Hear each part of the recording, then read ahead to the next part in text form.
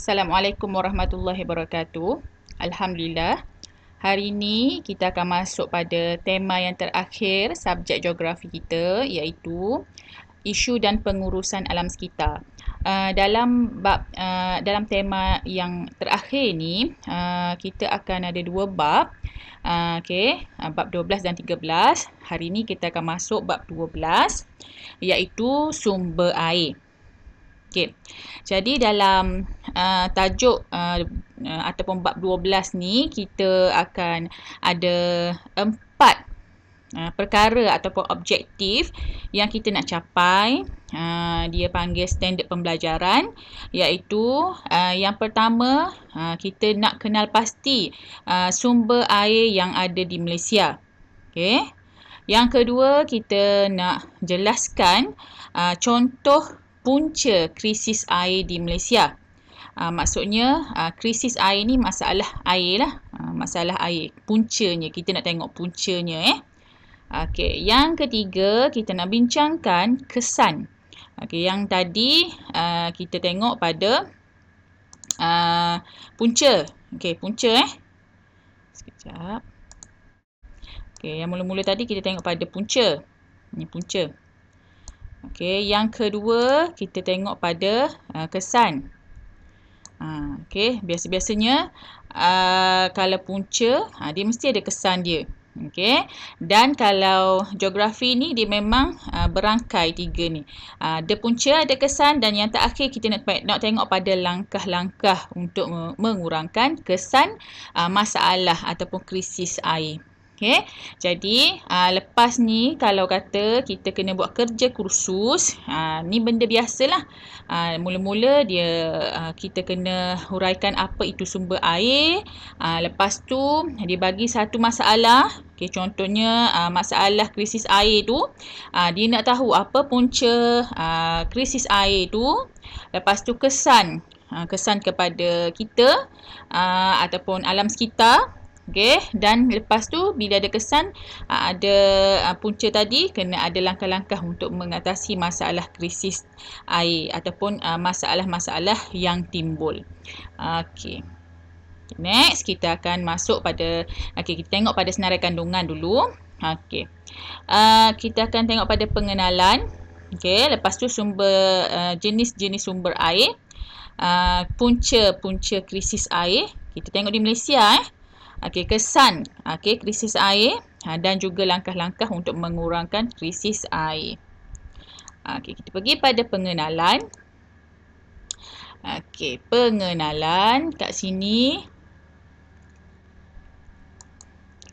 Pengenalan, dia bagi tahu mengenai Malaysia kaya dengan sumber air. Okay. Sebab Malaysia ni selain daripada kita ada air bawah tanah, selain daripada kita ada sungai, laut, tasik, kita juga menerima lebih kurang, kadang-kadang tu lebih daripada 2,600 mm air hujan setahun. Sebab kita berada di kawasan iklim jenis khatulistiwa. Iklim jenis khatulistiwa. Yang ni kita dah belajar dah kan. Iklim panas dan lembap sepanjang tahun. Ingat, sepanjang tahun kita mengalami panas. Lepas tu lembap tu sebab hujan. Okey, jadi banyaklah kita terima hujan dalam setahun. Okey. Jadi proses sejatan yang tinggi menyebabkan pembentukan hujan. Iaitu hujan perolakan lah. Yang banyaknya berlaku terutamanya di sebelah petang dan menggalakkan turunnya hujan yang lebat. Okay. Jadi bila kita mengalami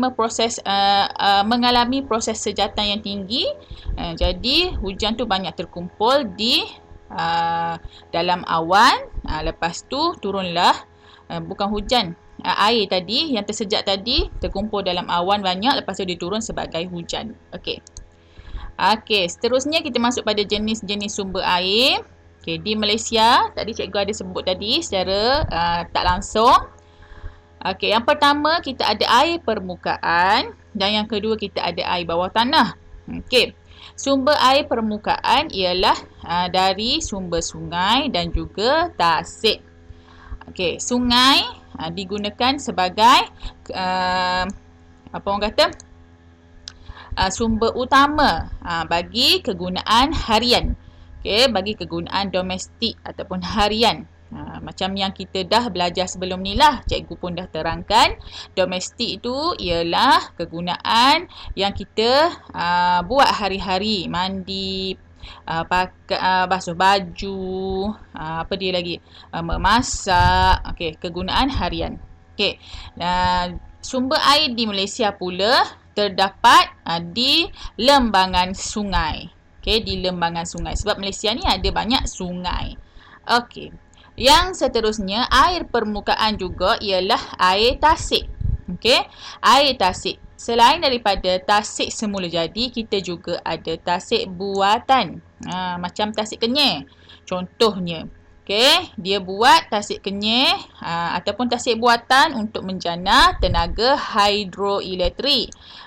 Nak dapatkan tenaga elektrik lah. Hidro ni air. Mendapatkan tenaga elektrik daripada sumber air. Okey, air daripada mana? Daripada sungai. Okey, tasik juga okey, digunakan untuk pelancongan, iaitu pelancongan secara semula jadi, pergi ke tempat-tempat semula jadi macam sungai dan juga tasik ataupun air terjun. Okey, jadi pergi ke tasik semula jadilah. Okey. Seterusnya, sumber air yang kedua, air bawah tanah. Air yang bawah tanah lah, duduk dalam tanah. Okey, dia belum diteroka sepenuhnya. Okey, kalau teroka pun buat telaga. Okey, itulah contoh air bawah tanah. Okey. Next, kita tengok pada huraian bagi air permukaan. Okey, air permukaan didapati di permukaan daratan. Kita tengok atas darat lah. Yang boleh kita tengok dengan mata kasar kita. Okey, dia mengalami proses intersepsi dan infiltrasi. Apa maksud dua ni? Ni kat bawah ada maksud dia.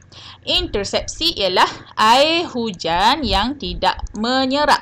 Ni, air hujan yang tidak menyerap. Maknanya, tanah tu tidak dapat serap air hujan. Sama ada tanah tersebut sudah banyak airnya ataupun tanah tersebut terlalu keras. Jadi, dia tidak dapat menyerap air hujan. Kalau kata air banyak dalam tanah tu pun dia tak dapat serap juga dah. Contoh macam akhir tahun dah, air musim banjir. Air dah banyak dah dalam tanah tu. Jadi, dia tak dapat nak serap lagi dah.